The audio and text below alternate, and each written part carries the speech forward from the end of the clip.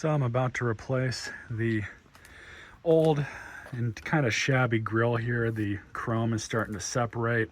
It's also got some cracks and damage somehow. It's time to be replaced.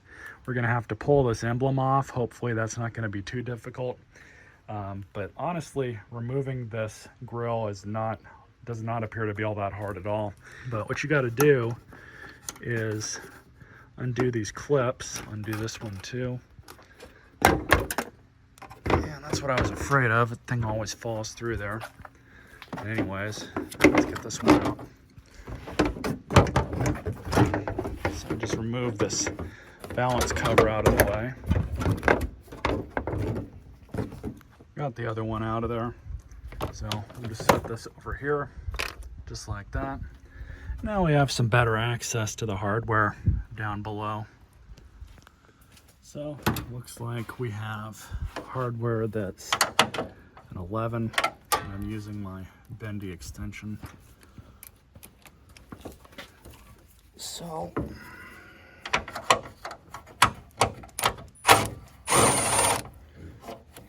good thing is stuff like this is never really on all that tight.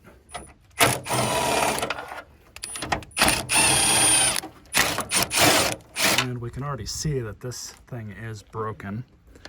So I'm gonna have to get down there. It should just pull out.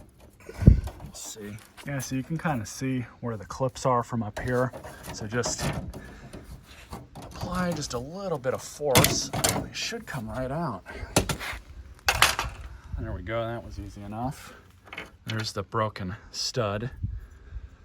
So let's get this emblem off. We got two nuts here on the back. They might be 10s, and they are.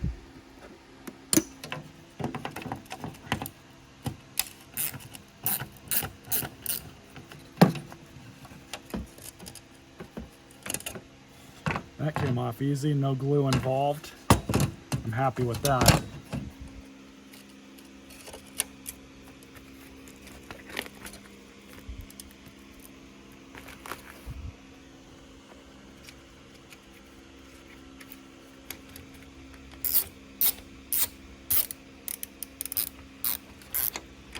Not too tight, don't want to break it. So these rubber stops need to come off. So rubber stops are off. I'm gonna line up the bottom clips as well as the top studs. With those in place, just kind of press it in.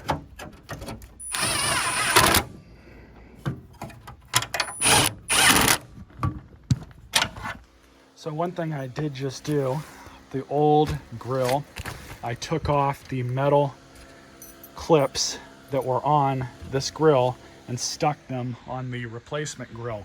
I could not get these aftermarket clips, which were on the brand new grill from the factory, to click into those bottom slips at the bottom. They just wouldn't go in no matter how hard I tried. I didn't want to break anything.